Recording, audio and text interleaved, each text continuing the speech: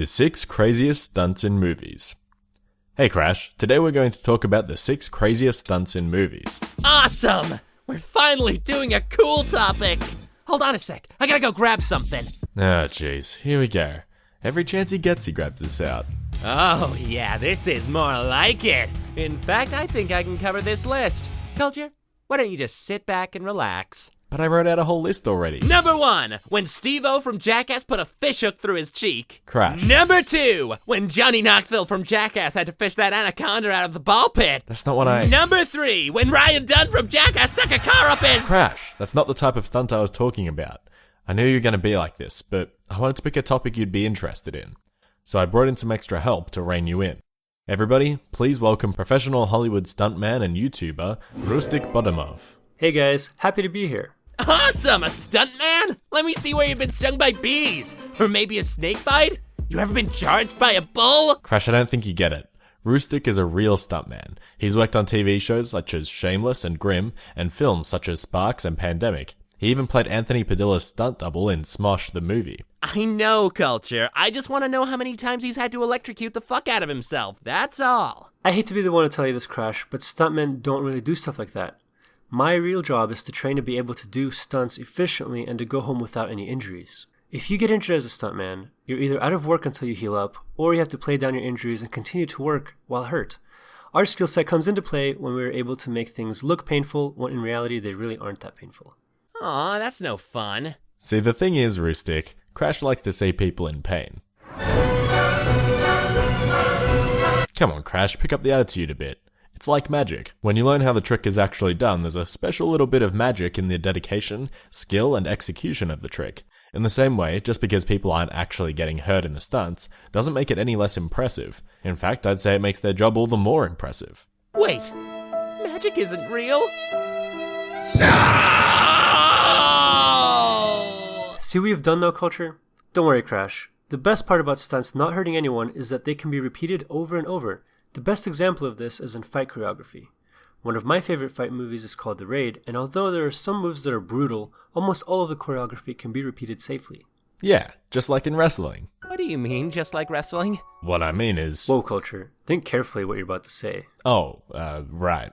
Never mind, Crash. Anyways, stunts can be awesome when they're pulled off correctly and with great planning to minimize the chance of being hurt. It's the job of a stuntman to not only pull the stunt off, but to also make it look as impactful as possible for the camera. That's why I agreed to come along today, to show you 6 of my favorite stunts in movies. Take it away, Culture. Number 1. In the 1983 action comedy film Project A, Jackie Chan plays Sergeant Dragon Ma, a member of the Hong Kong police force. One of the most memorable scenes sees Chan hanging from a clock hand 3 stories off the ground.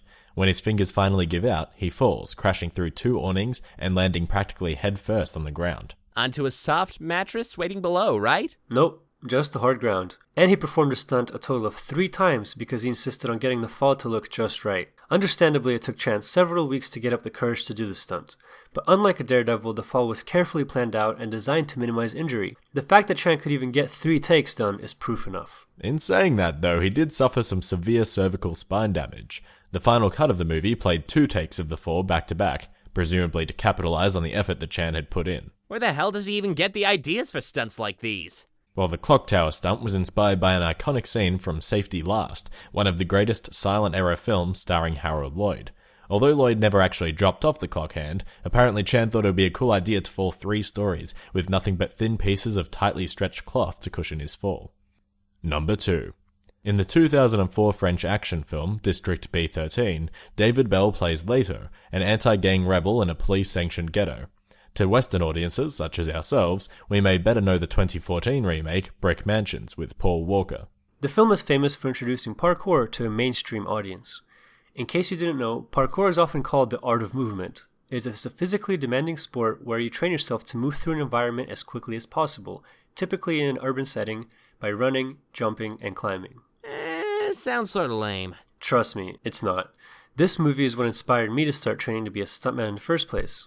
In the film's main chase sequence, we see David Bell scale the exterior of buildings, jump flights of stairs, wall run over people's heads, and swing from a rope without any safety several stories up.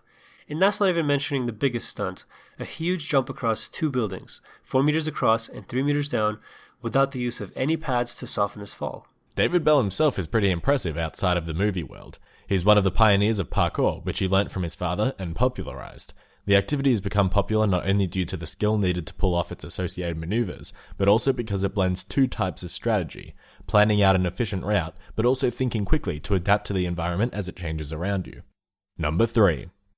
I'm still not impressed. Give me something really dangerous. Fine then, we'll go back to Jackie Chan. In the 1998 action comedy film, Who Am I?, Jackie plays... okay, this one is confusing. Jackie plays Jackie Chan, but when he gets discovered by natives, he says, "Who am I?" So he takes on the name, Who Am I, for the rest of the film. Get to the point already! Okay. Jackie finds himself in an epic fight scene on top of the Willemswerf building in Rotterdam, Netherlands.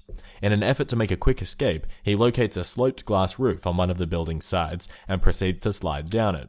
The slope is at an almost 45-degree angle and lasts for 21 floors. And he did it all without any safety cables.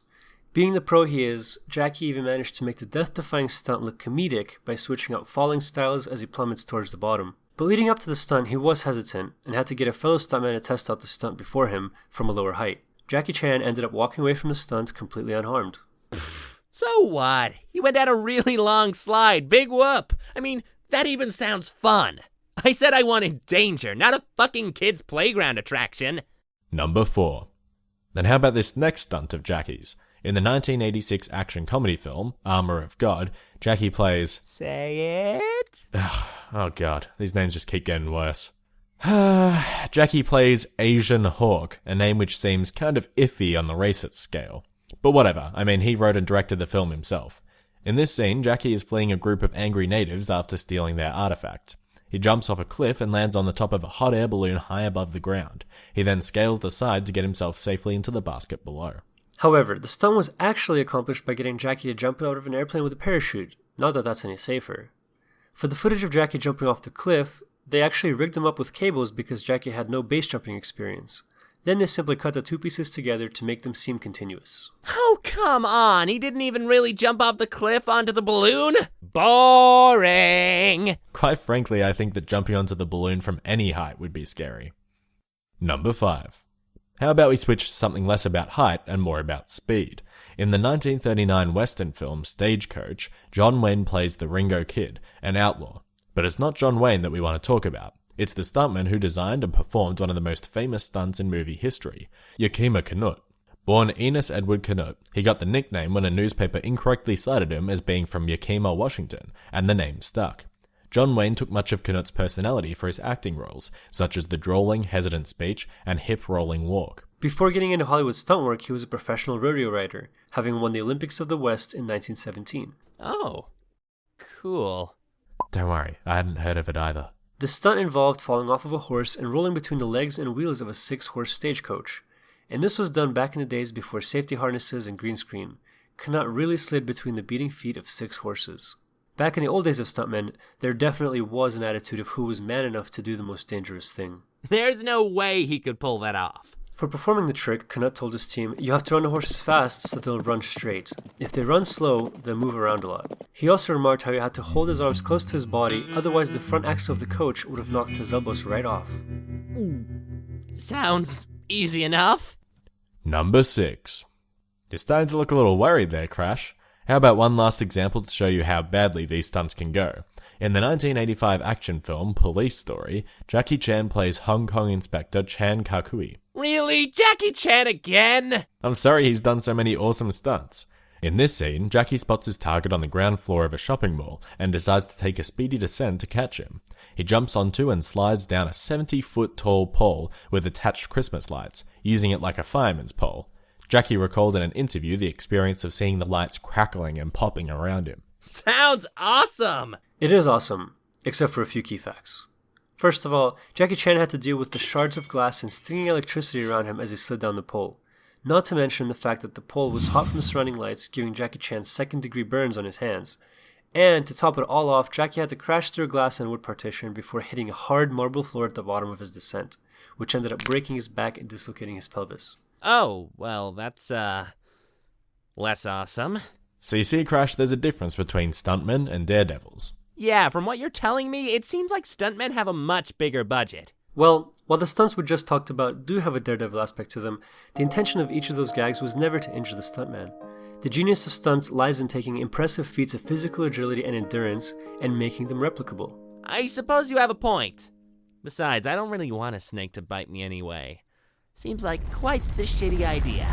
Thanks for coming along and stranding him out, Roostic. No problem, Culture. Thanks for having me. If you guys want to see some real displays of fight choreography and other awesome stunts, go check out Roostic on his channel. Link is in the description below.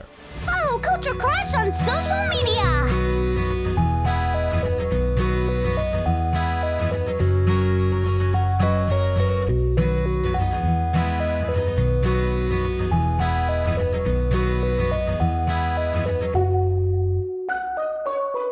Subscribe for more!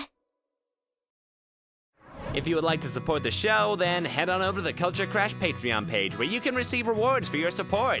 Every bit counts.